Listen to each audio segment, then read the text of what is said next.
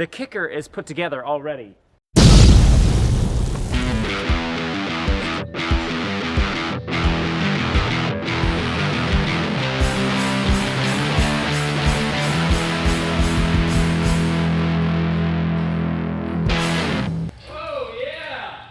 And I have this piece of OSB clamped down onto it so I can use that as a straight edge. Now I'm gonna mark this out as if it were a moon board. A mini moon board on it, or even a tension board. Kilter board I think is coming out with a mini size as well.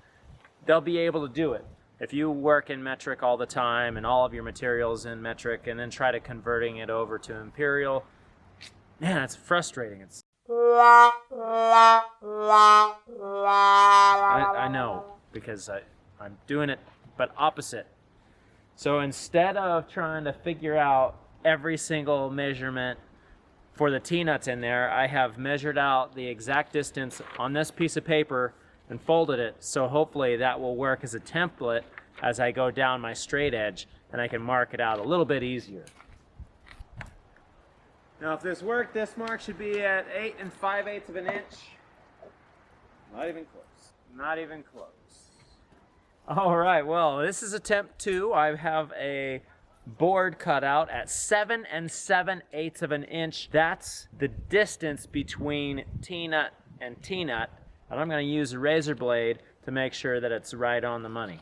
If you want to make a moon board, these are the measurements that you're going to use for the T-nut spacing. If you use metric, disregard everything that I'm about to say. If you use imperial measurements, you are going to go 8 5/8 of an inch away from one edge, and then every 7 7/8 of an inch going down, and then you should be 8 5/8 of an inch off of the other side. Because of this T-nut pattern, it puts a T-nut right in the middle of the board, which is where a stud is supposed to be.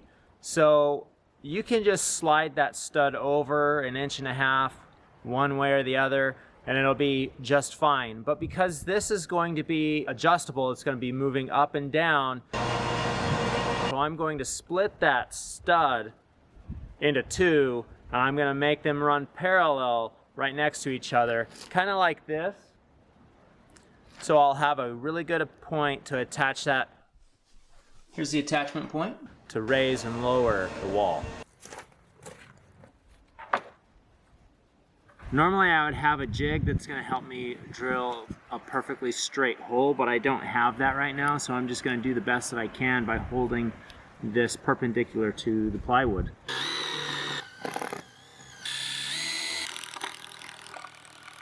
Hey, are you recording? Yeah. All right, let me see that camera. Just wanted to introduce you guys to my newest camera crew here. Oh, that's right, you're turning 7 soon, aren't you? Yeah, in 19 days. 19 days. 19 Woo! days. Well, wish her a happy birthday. Okay. This is my other camera crew personnel. What's your name? Daisy, And how old are you? 9. Child labor. We're your daughters. Very blessed.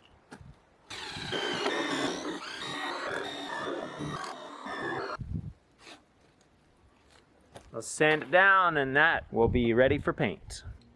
There's the end of day 4. It was a great day. We got the side supports completely done, minus a few holes that will be put in right at final assembly. We have the kicker completely done. The T-nut pattern is set and on. All the panels for the climbing wall, and we have it figured out how to mount the hoist to the back of the main frame to raise and lower it, which I was a little bit concerned about. I didn't exactly know how I was going to do that, but now I do, and it's going to be fantastic. It's going to work great. Thanks for watching. I really appreciate it.